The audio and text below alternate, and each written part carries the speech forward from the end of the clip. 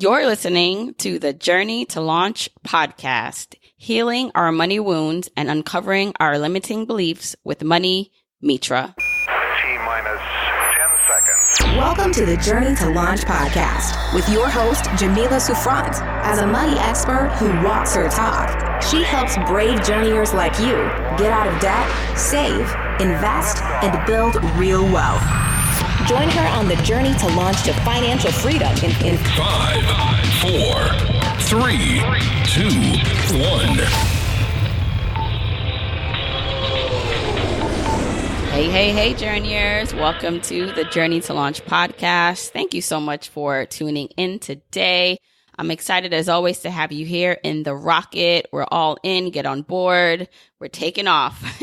All right. So this week we are talking to Money Mitra about our money wounds and our limiting beliefs around money. And I'm happy because, whenever I get to talk about the deep-rooted things that really impact the way we handle, manage, and approach money and wealth, that's where I really begin to light up, because I really believe that digging deep is going to really allow us to make those changes we all want to see in our lives. So I'm happy to have Money Mitra on the show. Before we get into more about her, I just want to let you know that this is episode 116. So if you hear anything that you're like, oh, I want to find out more, I want to learn more, go to journeytolaunch.com/episode 116. There you'll find more information. And if you're listening to this in a podcast player, there should be a more information button, or you should be able to go into the app that you're listening and see the link directly. So once again, journeytolaunch.com/episode 116 if you just want to go directly to the website. Now, of course, if you're on social media, Instagram, Twitter, Facebook, make sure you're following me. Share that you're listening to the episode with your family and friends. Tag me if you can. I love seeing it. I love reposting it and responding to you to thank you for listening and sharing. Also, I always have to say, if you're listening to this in Apple Podcasts, don't forget to rate, review, and subscribe. I read every single one. Now, more about this week's guest and topic. So Money Mitra is the founder of Psychology of Spending and is a money and mindset coach. And she helps people identify the roots of their limiting beliefs, money wounds, and stories. So she helps eliminate those money blocks and achieve financial wellness and abundance for people. Now, I am happy to connect with Mitra to have her share her story, also her background. She has a fascinating kind of background in how she was raised and where she grew up, and her cultural background and how it impacted her life and finances. So I think you'll enjoy that too. So let's just jump into the episode. Okay, journeyers, we are going to be discussing a very important topic. I say this is one of the foundational pieces of getting your not only finances in order, because that's step one, but I'm talking about reaching this level of financial freedom and independence that I talk about. This is key. And it's not necessarily what you probably like. Actually, that's not true, because every time I do come up with a mindset or more about the depth of perception about people and money, that actually is more of my popular episodes. But I realize that most people don't really at first want to talk about it. So I have on someone who is very qualified to talk about this and who's going to really break it down for us about our money mindset. And she has a background in psychology, clinical psychology, and I'm excited to have her on the show. So she is Money Mitra. And you'll hear more about why this topic is so important. But welcome to the show, Money Mitra. Thank you so much for having me. I'm so excited to be here today. Yeah, and I love what you're doing, because this is so needed when we are talking about not just raising income levels and being mindful of expenses, but none of that will sustain itself unless you have the behavior and mindset to back that up. And so many people, before we started recording, you said don't even understand how their thoughts, how their relationship with money affects their behavior and everything around them. And so I know you're going to break that down for us. I'm excited about that. Yes. Now, you have a background in clinical psychology. Can you tell us how you got into finances? Because you, at one point, this wasn't what you were going to do, right? It was something different. Right. I was on a totally different path. I actually started out pre-med, and then I realized that I didn't like blood. And I even had to question, why am I going into medicine? Is it for other people? Is it for validation? Is it for, to make my parents happy? So I had to kind of do some internal work there. I knew at the core that I wanted to help people, and psychology just really fascinated me. I think, the human mind, behavior, the psyche is really, really amazing and interesting, and really the foundation of everything that we do. So I ended up going into psychology. I also went and got a master's in clinical psychology. And when I came out in 2009 and I graduated, I actually could not get a job in my field. A lot of employers were saying, oh, we'd love to hire you, but you need more experience. So I was in that, catch-22 position, and I ended up kind of just working some odd end jobs and ended up actually in the mortgage industry. A friend of mine said, I think that you'd be a really good fit. You're great at building relationships and rapport, and you should try it out. So here I am, never having a mortgage at that time. At the time, I thought it was something that was for old people. And now as you age, or as I have aged, I've realized, this is something that can be a wealth building vehicle. But I only knew about, a 15-year and a 30-year, and that was it. And then everything else I had to teach myself. But even in that role, I was able to see behaviors and patterns and trends, looking at credit reports, seeing the amount of money that people were making, looking at even racial differences and the wealth gap. And that's really how I got into that. It just really fascinated me. And so, last year I basically combined those two passions, psychology and finance. And so I teach people about the psychology of spending, which again is the foundation of everything. I mean, we basically have a money blueprint, and a lot of us don't even understand that.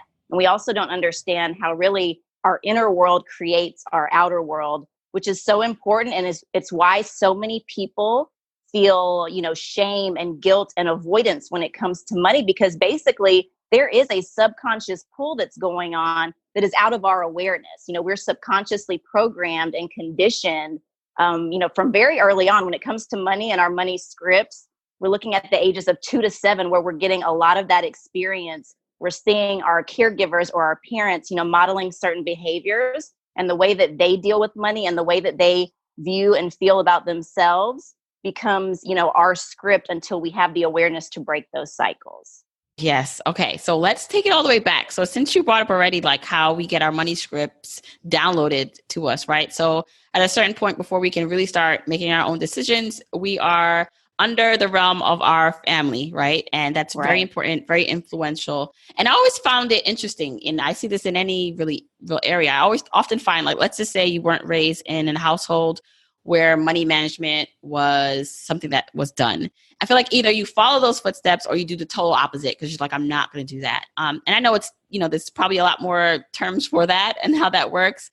But what are some of the ways in which we are getting all this information downloaded to us as children, and how can we break free of that as we become adults and are aware and have more control over our lives? So I would say, obviously, through modeling. And children, if you even look at them, they have big eyes. It's almost like they're under hypnosis, which they actually kind of technically are. Everything that we are being exposed to, just like when it comes to social media and we're scrolling and we're seeing, it's going into our psyche and it triggers emotions. It makes us feel a certain way. So we even actually have money triggers. And in psychology, even the term trigger essentially is an unhealed wound. So there are some certain things that have happened to us. And sometimes we tell ourselves stories and narratives that are not even true.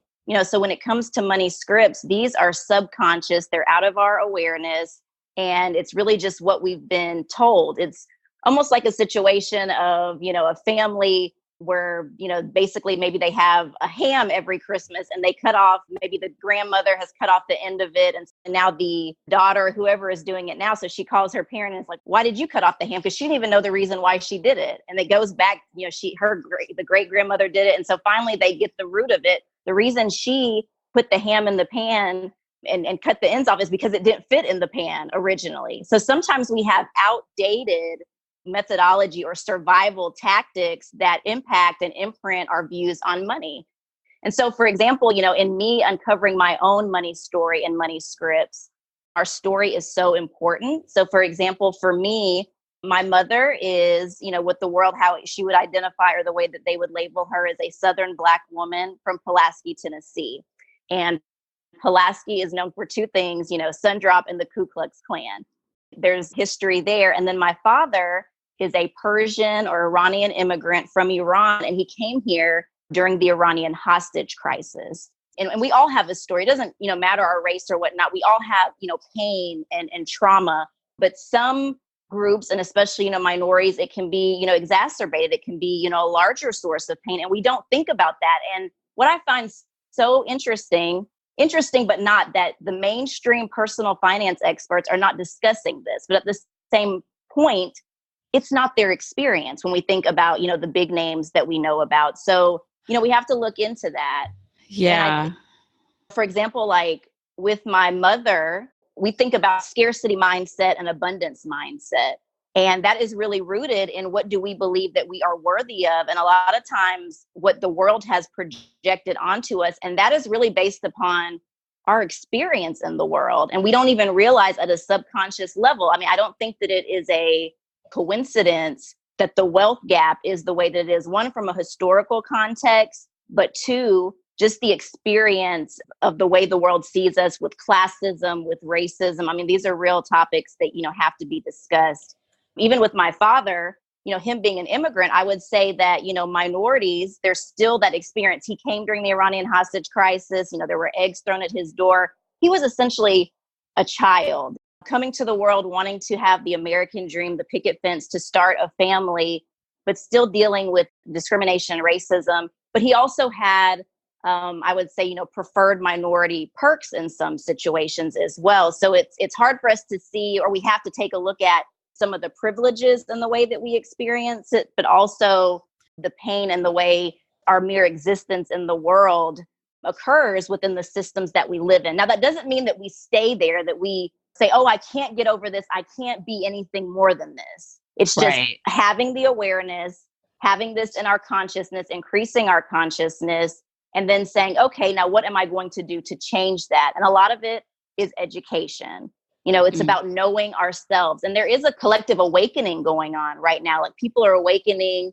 It's a very amazing thing to see. And I think the more that we know about ourselves, like I said, the triggers that we have, also what people are projecting onto us that is not really ours, it's important to be able to peel those layers back and to say, this is not about me. Because a lot of times people are projecting, that's a term we use in psychology, they are projecting their own negative mental chatter onto us. Like, we're all just kind of operating day in, day out. And I find it very interesting, for example, on social media, how we can see people making negative comments, and they could very easily channel that energy into something positive and uplifting, but that they'll take the time to, bring someone down. That really is a reflection of how they feel about themselves. So again, if we can remove what is ours versus what is not ours and not allow that to impact our self-worth, we'll be in so much of a better place. And that's one of the other things that I talk about a lot is our self-worth versus our net worth, because our money is not who we are. Our career is not who we are. And we each have to define our own version of success. If we allow social media to determine that, or what our parents want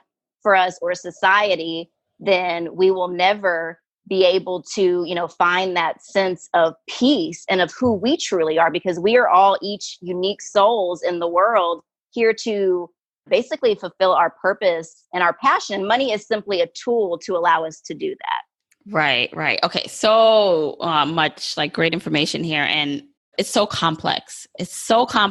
And there's levels to this, all of this. And, not only do we have our cultural and our racial preconceptions and scripts and all these things, and then you have your own personal kind of like family, right? Your individual family. So there's a lot of information and preconceived notions and perception, and just like situations that we are born into. Also, though, that we not only are just born into, that we also keep up, not understanding if we don't understand how to break the cycle. And I think it's totally true about the top personal finance experts. Although, there are a lot that are up and coming now, but just especially the ones that have made it very mainstream, they have a different experience than someone like myself and you, right? And it's really important that our voices are heard. And, I'm carrying the torch and putting people like you on my platform because I want to show what this space looks like. Like, it is diverse, and there are a lot of topics that we're not going to be able to solve all the problems in one conversation, but we can plant a seed in which someone can now say, wow, wait,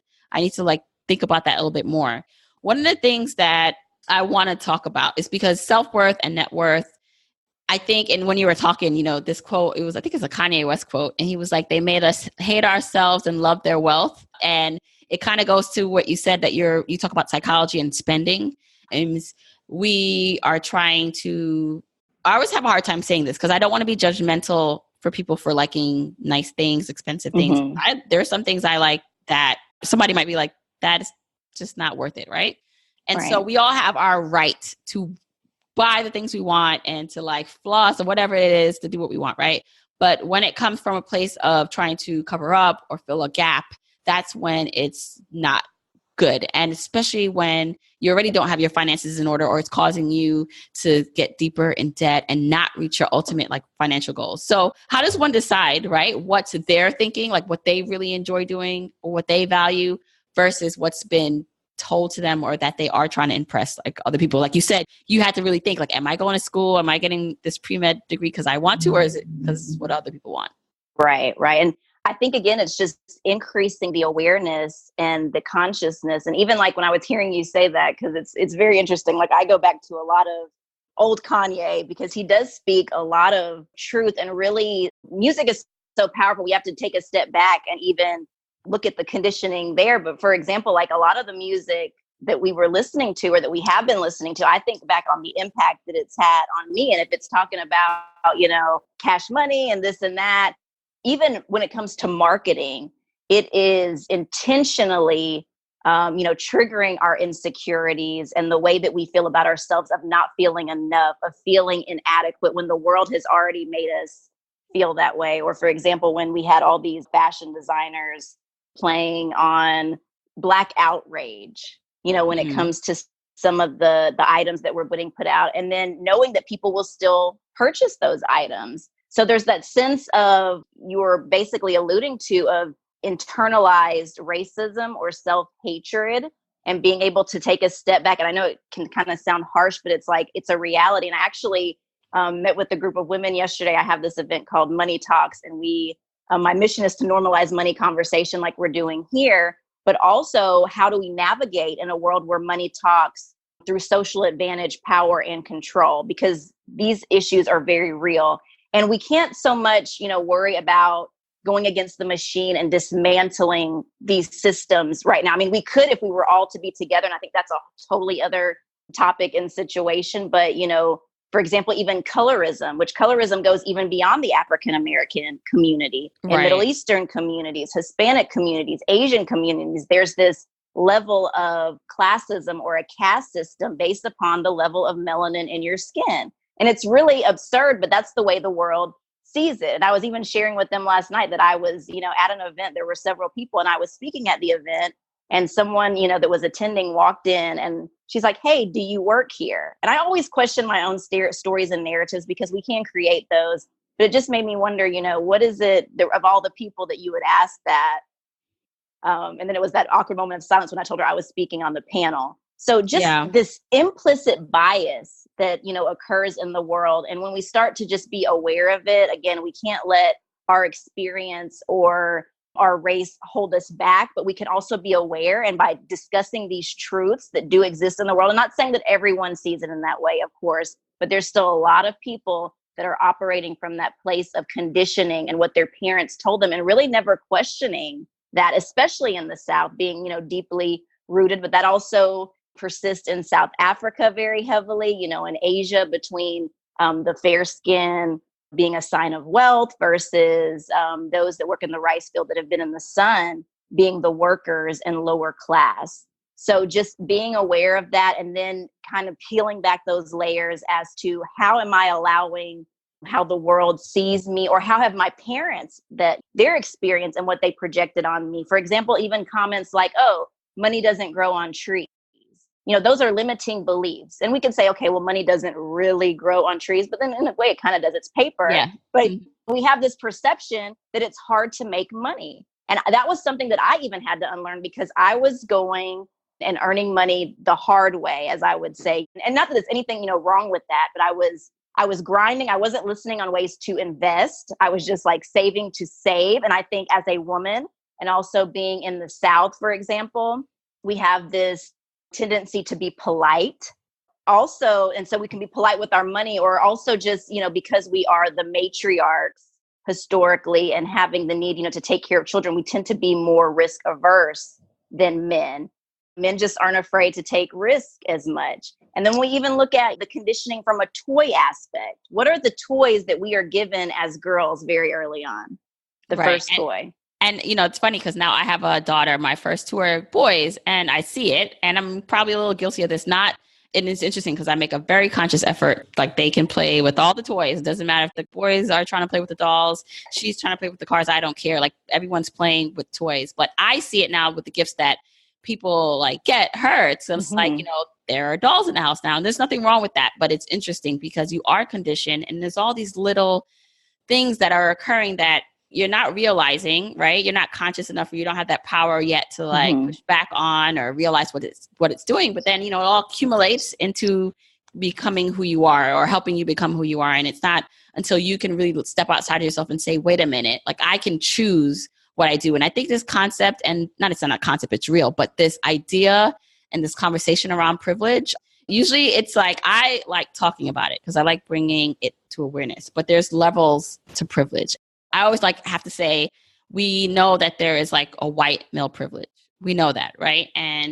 Even though everyone doesn't want to admit it, but it does exist. We are living in a white patriarchal system, with the foundation of white supremacy, and that is what it is. I mean, I think it's hard for people to see outside of the fact, especially because there are a lot of poor white Americans. And so when they hear the word, oh, I'm privileged, like, no, I'm not. And I've even seen on social media, like, this person who is a person of color, Black person, they drive a BMW, they have privilege. Right. But it's just even the existence in their skin, that experience. And I've always been this way. I try to always put myself as much as I could from see someone else's perspective. And I get why they could get offended because of that, because they're thinking it's an attack on the work the hard work that they've done, right? Because a lot of them also, not every white male was born into, monetary means, and they had to work really hard for the things they've had to, but there's a level of privilege. And I love this quote. It's like, privilege is not what you had to go through. It's what you didn't have to go through. So there's levels that you would never understand what it feels like. I mean, I'm sure they would, but like in certain situations, to always be the only one in the room, or to be asked sometimes, do you work here? And while it may happen sometimes to like a white person, it's different when it constantly occurs to you and as a person of color. But I also say all that to say, we also, though, as I think people of color, Black people, minorities, have a level of privilege. And because it's not only just about like our skin color, it's also about the families that we're born into, or the level of information and education that we got, right? So there's like educational privilege. There's like, even if you have access to the internet, you're listening to this podcast, there's a level of privilege. And it's not to take away from anyone's situation, like, oh, well, that doesn't, like, so what are you trying to say? Like, there are not things holding me back. But I'm also big on self-responsibility. And like you said, like now choosing another way and choosing another path as best as you can, because you can't wait for society to change, right? The best you can do is work from the inside out. Correct. Again, increasing consciousness, increasing awareness, but I don't want to say, I guess there's no excuse, but with the level of resources and the internet and everything being a click away, there is so much information out there. And really it takes one, either, educating yourself or finding a safe space to have other people educate you. I think there's just a lot of power in that. Just being able to be around, like-minded people and to discuss these real situations that we don't talk about. And just going back to what you said, it doesn't mean that any person is void of pain or suffering. That is a part of the human experience, regardless of race, education, socioeconomic status, all of those different things. It's just, again, the experience. And like you said, there are also privileges that because we may be the only person that looks like us in a certain setting or in a corporate job or whatever that is, we are also more memorable in that way. And I think that we all have unique gifts. I believe that we all come into the world with what we're supposed to have. I also talk a lot about entitlement. I think there's two different forms of entitlement. I think there's the haves, that I'm entitled to not having to do for anybody else or to withhold this, and really operating. That is a scarcity mindset. We have a lot of philanthropists that don't mind giving, or they do excessively. But when you hold on that and money becomes your identity, then you can't really be happy in that sense either. Then we also have the other form of entitlement where the world is against me. I didn't have anything, so the world owes me, or it's okay for me to take other people's stuff.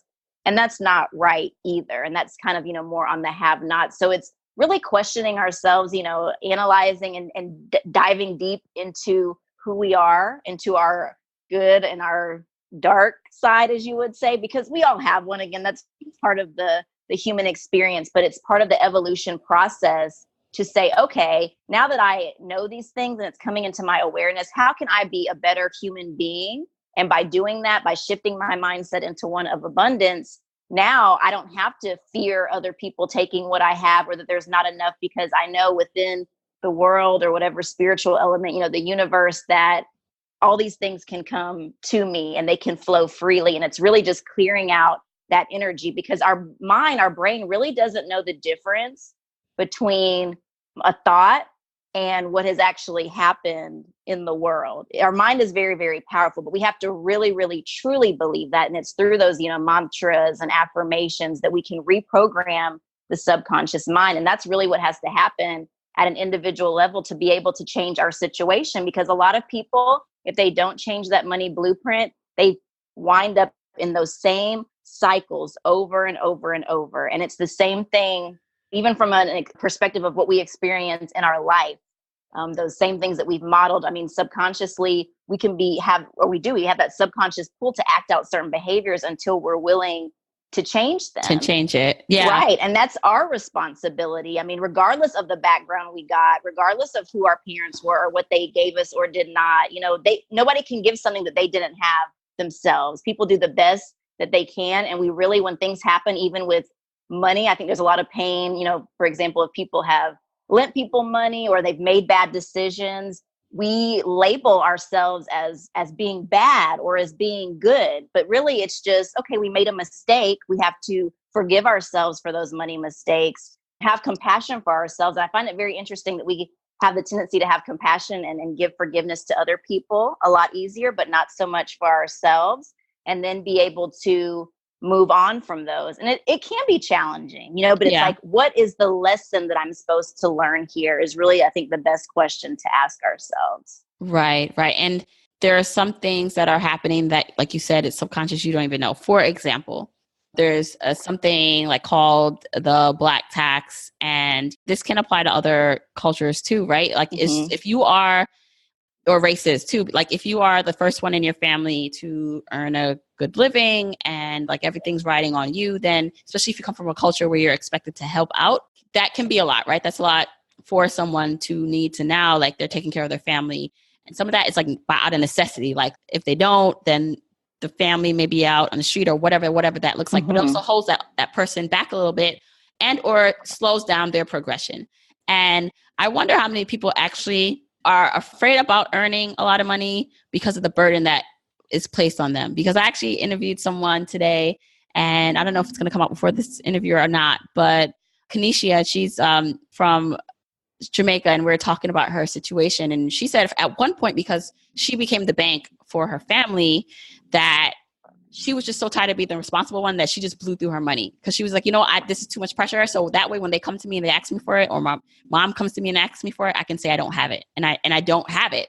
Now she's learned, obviously, and she has a wonderful story about like what she would have done differently now that she's where she is. But I wonder how many people are afraid to like ascend past what's the baseline level, maybe where their family is or what's norm for what's around them, because they're afraid of how other people see them, what may be expected of them. And I think sometimes, like even me, like I have some of those like fears, and no one's put this on me. No one really asked me for anything in my family anyway, but it's more of, but with this, what would people think of me now? If I become this like successful person and, I'm on the cover of Forbes, what will this bring? And what kind of sabotaging things are you doing to prevent yourself from getting to the next level because you're afraid of all that stuff that you don't even know to identify that you're not talking about? Right. And that is a very, very real phenomenon that is experienced, actually very common, especially I think in general, because I was actually talking to an Uber driver, and he was a white male, but he was sharing his experience that at a time, I guess his parents one of them lost their jobs during the financial crisis. And he had to take care of his parents, and he would have had like $40,000, but he only had $4,000 by helping them. And I asked him, did he have any, anger or resentment? And he said, no, but I think again, subconsciously we don't always know how to handle or what our emotions truly are. And financial intelligence is very much in line with emotional intelligence. I talk about this, all the time, and it's about being honest. And I think as humans, as adults, we have guilt of seeing our parents as the flawed individuals that they are. It's okay maybe to have those emotions of anger, which again tends to be, it is a secondary emotion, but it's from a source of pain. And if we can be honest with that, then we can uncover it. And I asked him, I was like, do you think that you're deflecting from that pain? And he's like, I very well could be, masking it. And I just found that very interesting. Now, when we look at communities of color, because with the wealth, there's this, astronomical wealth gap that is going on. But when it comes to having wealth, and having generational wealth and a seat at the table, it does make life easier. And people deal with stress. Not having money or poverty really is a form of trauma, and we don't talk about that. It is hard to make good decisions. It is hard to increase your consciousness and awareness when you are operating from a place of survival. Yeah. It is, very near impossible because you're just trying to make ends meet. And we're looking at, Maslow's hierarchy in psychology. The very bottom foundation are our basic needs. The next one, I think, is, to move on to, belongingness and acceptance, which are still human needs. So when you're in the world and you're already having a certain experience just based upon your race, that can compound that. It just makes you feel like you can't get past that. And a lot of people, because of the lack of independence, because when there's not wealth or families are very tightly knit, or what we call enmeshment or codependency, it can lead to children or adults that have that level of success feeling a sense of guilt and that they have to give because they're the one that made it. It's like having a fear of success, which is a very real thing in itself. But then it's like when you're the person that is the perception of success, and then people are planting those seeds. Oh, you think you're better than everybody? Oh, you should be doing more to help. Like, right. Like you're here now living, your life, and you seem to be doing well, but what about me? It's like that survivor's guilt, right? Like exactly. When you survive from the whole concept of surviving, the only one being able to survive in the concept of money, it's like, okay, me being not the only one thriving, but it seems like that I am thriving, and I am, but it's like there's guilt maybe around that, but how hard you work, and it's just like, right. And you're just like, what? Go out and like work for it, all right? Right. And we all have free will and the ability to make our own choices. And again, yes, do certain people have certain privileges? Yes. Do I think some people are just different? I think it's also a mindset thing. Do we have a fixed mindset where we have an inability to change? It's harder to change. Or do we have a growth mindset? And it's just something that we have to be aware of. And then how do we make those changes? And the only way to do that, for example, is in psychology, we talk about desensitization as a form to overcome fears. The only way to overcome a fear is really to experience that fear over again and to be able to move through it.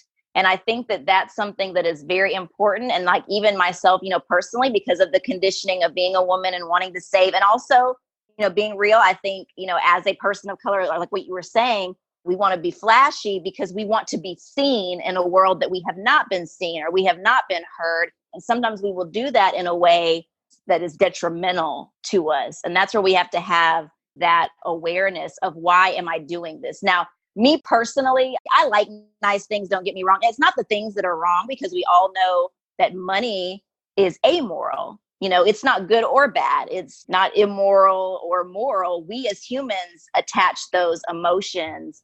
And, like for myself, I remember that someone had, made a comment. I was happy with what I was doing, or, I thought I was, and they, laughed about the amount of money I was making per hour. And it really set me on fire. I was like, well, I'm going to show you. And so now I'm operating from this place of pain or anger or having to be validated in the world and saying, okay, I'm going to make six figures. And I did that. I did that consistently. But I realized that as I moved up and when I got there, when I arrived, I wasn't happy. And, money, we know it doesn't give us happiness. And when it comes from a source of pain or anger, it is not going to give us happiness. It is not going to give us joy. And that is that hamster wheel or revolving door that a lot of us can get in if we don't take a step back and say, okay, who am I? It's okay, even at whatever age, to take a step back and determine who we really are. What is our definition of success? And what do we want to do? Because everybody doesn't want to be a billionaire. Maybe somebody wants to, move to Bali, or someone wants to move on a farm and live off the land. We all have a different idea of what that looks like. And we have to determine what that is for us. And because the conditioning is so deep, because it happens over years and years and years and years and years. So as children, that's why they interact in the world in the purest form, because they don't have those experiences yet. It's like why kids, they tell the truth. They don't know, anything different. Like if you take them out to eat and it's, kids under 5 eat for free. And the one that just turned, 6 years old is like, no, mommy, I'm not 5 years old. They don't know any better. Yeah. So like they're blowing up the spot. Like we're trying to get the free mail. Just be quiet. Right. And it's adults that have children, lying, or it's not always with ill intention. Yeah, a lot of it is also to take care of the child, to fulfill the own parents. Sometimes, they want to live vicariously through the child, but sometimes it's because of their own fears and they don't want to see something happen to them. So it comes from a good place and it's what they know. But sometimes that, control and anxiety keeps children from blossoming into who they really are meant to be in the world.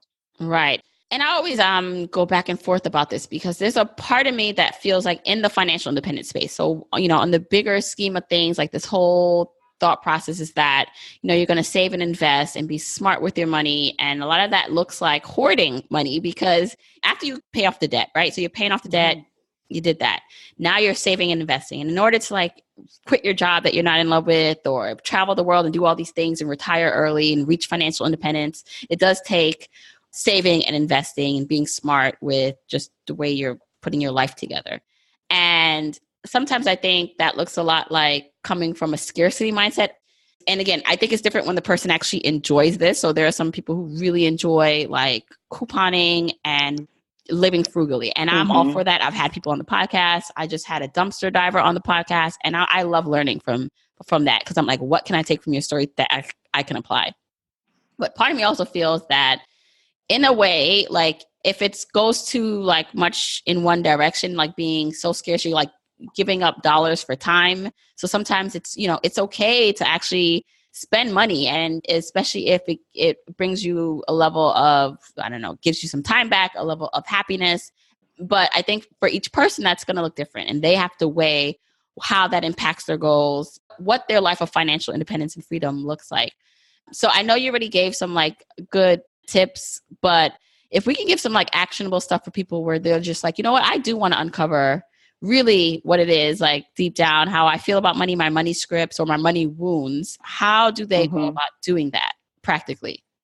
Having a neutral source, if it's something that, because we don't mean to, but sometimes we have a hard time being honest with ourselves, or we might overestimate our strengths and underestimate our weaknesses. It's like having a blind spot. So having someone like myself, as a money and mindset coach to help navigate that and to uncover the root. Because even like with a plant, if the roots aren't healthy, whatever, it may look good on top, but eventually, it's going to die. Like if we think about trees or something like that. And so we really need to be able to have that neutral ability to do that, even uncovering in the sense of journaling.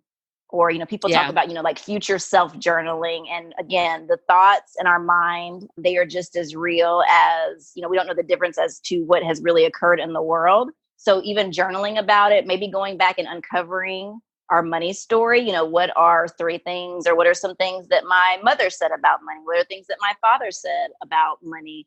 Just really getting to the root of our beliefs or our limiting beliefs and the things that they said about money. And also, they said about themselves. I mean, for example, like as women, we talked about, the dolls, and that basically creates like a nurturing behavior. So we want to take care of other people and it can play out in that way. So we have to be aware of that. But then also let's think about, beauty standards and what our parents have said about, what is pretty or what society says about what is pretty. That can impact our spending. And we know that the beauty industry, it's a huge one, or the hair industry. And, not that there's anything, wrong. Like I said, we can spend our money on whatever we want, but it's when we are doing it in a way that is detrimental to ourselves and we're, I guess, cutting our nose to spite our face. So it's like we can't move forward and have progression if we don't understand the underlying roots of the way that we feel about ourselves or the way the world has made us feel about ourselves. And that even goes, again, like I said, beyond race, because I talk to so many people and hear their stories, and there's so much, power in that. I mean, I remember talking to this guy that worked for Home Depot, and he got, he had money set aside, a very common theme that we hear of the financial crisis, and losing his retirement money. And he wasn't expecting to work, at Home Depot at that time frame. And this other guy had a very similar story, but he had actually worked, I guess, in a high profile, corporate job. And then he was doing something that he felt like just wasn't what he should be doing at the time. And I think even that plays with our psyche. It plays with our sense of worth, and being enough, and that he was ashamed. He had shame that he couldn't take care of his wife and give her the life that he wanted her to have at that age. And these are two, white males that we would say have privilege. So again, it's very real. Even if we look at politics, it's very interesting that, people whose certain agendas really don't benefit them from a financial standpoint, but it's like that lack of awareness, or really the sense of feeling like I got left behind, kind of like from a celebrity aspect, that people want to brush shoulders with people, or it makes them feel more important. So many things play upon our sense of being enough, or being, inadequate, and it can cloud our judgment. And we have to be aware of that. Or even, from a relationship aspect. I mean, I think a lot of times we don't think about how money, this, what is society defined as traditional, that the husband, is the breadwinner. We're seeing these situations changing, but do people stay in unhappy situations for a sense of financial security? Yeah. Is that worth more than our happiness? And again, that's I guess an individual question, but I think to be our best and most highest and authentic selves, those are some questions that we really have to be honest. And I think sometimes as time goes by, it's like, okay, was I really being present? Was I experiencing life the way that I wanted, or was I a product of my conditioning? But at the same time, it's never too late to make those changes and to make a difference, or to go a different route, or to reinvent yourself at any age. Yeah, I think that's really important. At any point in your life, you can choose something different. You can choose another way. And what I find often is that when people find my content and they're just like, oh my gosh, like this is like what I've been searching for, and I didn't know what I was searching for, but here it is. And oftentimes they're not where they want to be. This is a journey. Sometimes a journey can take a long time, especially depending on your income and your circumstances. And it's not always linear. It's not always linear. Sometimes it's up, sometimes it's down, and you're not going to reach all your goals, right, in a year. You're not going to be able to quit your job that you don't like in a year. But what you resist persists, right? And so oftentimes what I find is that, like you said, our mind is such a powerful thing. And so I do want to talk a little bit about the journey itself, because I find so many people get impatient. I did myself too. I got impatient with how long it was going to take when I looked at like all the things going on in my life and becoming a mom of 3 and my commute. And I was like, I want the freedom now. And so I was able to work my way to that. And so I'm not like ultimately financially independent, but I was able to work something where now I do have some flexibility in my schedule. I'm my own boss now. And so there's a level of freedom here. But I want people, while they're on the journey, to understand that their mindset has a lot to do with it. So they can either make it really miserable because they're resisting their situation and they hate their job, and every morning they're getting up and like, I can't do this. Or they're looking at it from a perspective of gratitude, even if it's not the perfect situation. But you know what? Like I'm on the path. And so I guess I want to like leave some people with some fuel here to continue on their journey with as best of a positive mindset as they can. So what are some tips for people on the journey who feel really frustrated that they're not where they want to be? Right. And I mean, I think one thing that you said that is so powerful, the power of gratitude or gratefulness of where we are in that present moment, because it could always be, a worse situation. And as long as we are alive, as long as we have air, going through us and blood moving around, we have the ability to make that change and to not fall victim to comparison. I think that's a very common thing that occurs. And guess what? It's human nature. Just like jealousy is human nature. We want to, act like these things don't happen, or insecurity. It doesn't matter. At the end of the day, a part of the human experience are those emotions. It's just more so managing those emotions and not letting them get the best of you. Right. It's about understanding, the difference between instant gratification and delayed gratification, and also finding balance. Everything in life is about balance. When we try to, cut everything off, that can cause us to binge or to have behaviors like that subconscious pull can be so strong when you uncover those things, you can't make the changes so drastically. It's like going on a diet if you're cutting out carbs completely. Like, how many people have done that? Yeah, And you then just you binge, end like up, you see a pizza, you're like, okay, I'm just going give for me it. all the bread, all the biscuits, Right. Everything. And so it's like, you have to be very cognizant of that. And just, again, having compassion for yourself, knowing that, you are worthy of change, and knowing that it's okay sometimes not to do anything, that we are worthy just in the fact of our divine birthright, and that we don't have to hustle for our worth. And I think that, we go through life, we have these experiences, somebody says something to us and it hurts. And a lot of times it's the people that are closest to us. It's our family, our friends. And again, it's that same mental chatter of the experiences that they've had, or the way that they feel about themselves. They project that on us, and we carry that for so long. And sometimes it's, even asking about it. Don't let it fester. When you do that, a lot of times it ends up imploding, and then you're like, how did I get here? And it's about being proactive rather than reactive. And again, increasing, our emotional intelligence, which again is a learned behavior. To be honest, most of our parents don't know how to manage their emotions. And same thing with financial education, financial literacy, which again go hand in hand. They are so intertwined. And again, you can't give somebody something that you didn't have, but we all have the ability to invest in ourselves, whether that comes from an educational standpoint or having somebody help us. We have the ability to turn our situation around, and we can't play the victim. We can't wait for somebody to come and save us. We are responsible for saving ourselves and creating the life that we want, that we imagine, just like you have on your journey to launch or to financial independence, or anything that anybody has, or like in my own experience, and just understanding that, that the lessons are there. Take them, those even with gratitude, because sometimes, when we're being stubborn or hard-headed, we're going to keep running into those same situations because we didn't learn the lesson. It's like, right. Yeah, you can't go to the next level, like on the video game, until you pass this one. And, some of us are very, very stubborn. Some of us learn through exaggerated pain and suffering. And it's like, how many times do you have to be, punched in the face so you have a bloody nose, or your head beaten up against the wall, until we make those changes?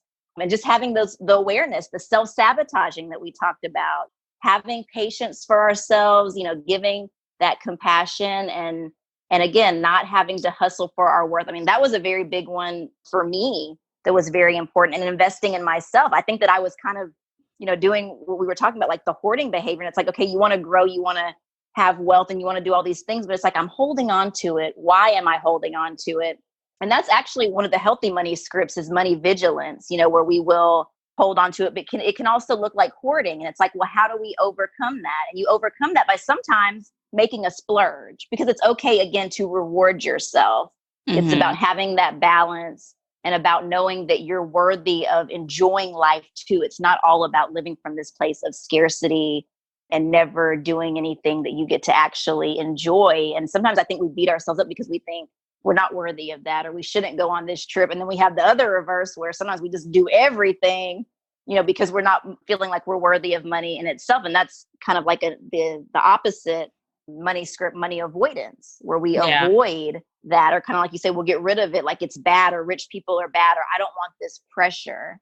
And so it's, uncovering those scripts and then rewriting them, because we all have the ability to rewrite our narrative and to rewrite our story, regardless of whatever we have been through. Because I can tell you, I mean, just because the way we show up in the world, like in social media, all these different things, we can look like we have it all together, but, we don't look like the mess that we've been through.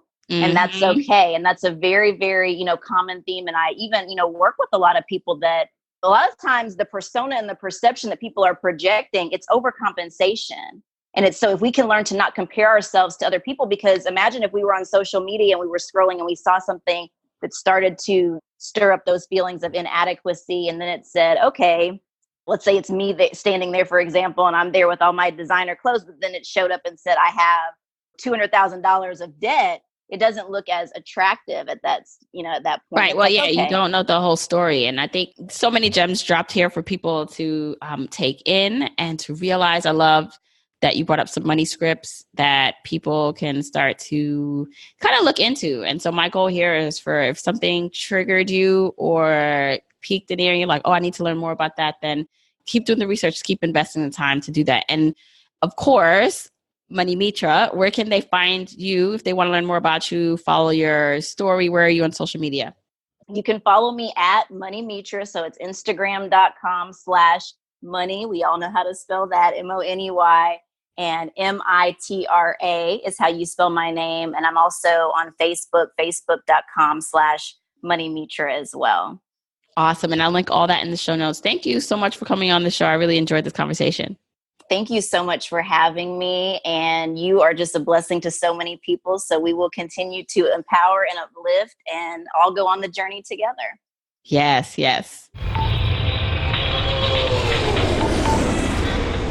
I really hope you enjoyed that conversation with Mitra and that you found some things that you can start thinking and implementing in your life. Like start thinking about really what your money story is. Dig deep, be honest with yourself. And also remember that these things won't be healed overnight, right? It takes years and sometimes generations of the wounds that occur and that are implanted in us that we need to heal. And so just remember to be gentle and patient with yourself on this healing journey. Now, again, if you want any of the episode show notes, go to journeytolaunch.com/episode 116. And then on social media, let me know what you thought of the episode, what resonated with you, like what's something that stood out. I'd love to see it. Share it with other people. This is how we get the podcast more out there and we get more journeyers involved in this journey to let people know financial freedom is possible for them.